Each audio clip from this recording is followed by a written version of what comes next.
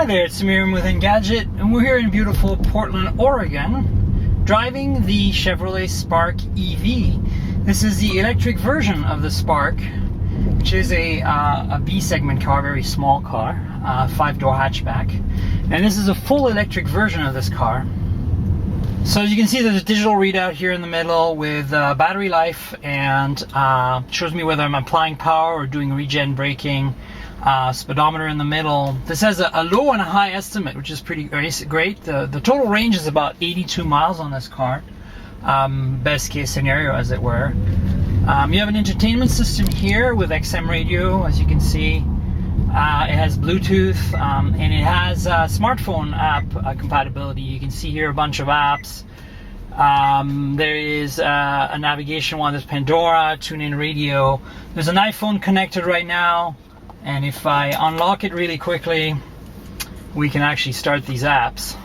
And that provides you with navigation, for example, since there is no navigation built into this particular head unit. We're currently driving the kind of higher end version of this car, which has like leatherette seats and heated seats and a bunch of other features like that. But what's really unique about this car is that it's $20,000 after the $7,500 rebate from the government.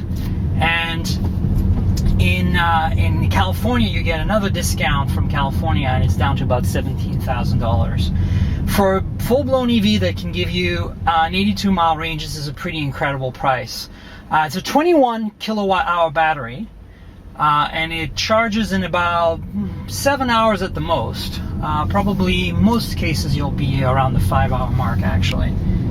And what's amazing is that despite it being an affordable electric car, it doesn't skimp on performance in any way.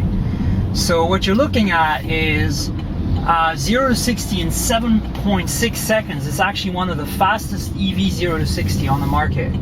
And a 400 foot-pound of torque, which is kind of crazy, but of course it's very well modulated and controlled, and the gearing on this is very low. So basically you're looking at 90 miles an hour, which is the maximum speed for this vehicle. The motor is only spinning at about 4,300 RPM. So the end result is, and I'll show you this by going into sport mode, when you take off at a traffic light, you got a lot of torque, and it feels very, very fast. Here we go. Bit of torque steer, but I have to brake for this next light. So it's pretty impressive performance for $20,000, pretty much an economy car. Now the other advantage is it's around 3,000 pounds in weight, which is pretty light considering it's an EV. And the weight distribution is 50-50, so it's equal front and back. And the center of gravity is very low because the battery packs are on behind and in front of the rear axle in the floor of the car. And of course, all the motors and electronics are under the hood in the front. So the end result, the net result of this is you get a car that handles really, really well. And not just comfortable handling, but also performance-wise. You know, it turns really well. It feels really fun to drive. And so this is kind of unique. There's other EVs we've driven, many of them, the Ford Focus, the Fit EV, the Active E from BMW, obviously the Tesla Model S and the Tesla Roadster, and they're all pretty good. But for the price, really, this is a very, very unique proposition and a very, very impressive set of performance. Some areas that could use improvement are the steering. I mean, it's electric power steering. Obviously, all the accessories are driven by electric power, like the heater, etc., like a normal EV. And it's fine.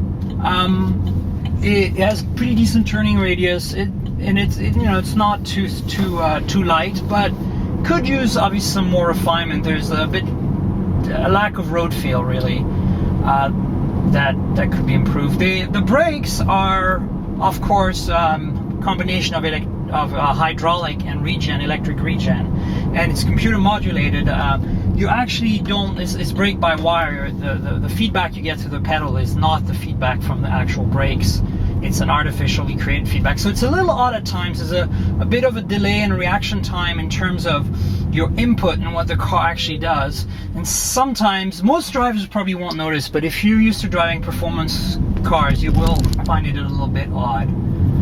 Another thing to keep in mind about the Regen is that there is two driving modes. There's a drive, which I'm in right now, which when you lift off the accelerator lets you kind of cruise, just like an automatic transmission would. And then there is a low mode, and the low mode, I just put that in there.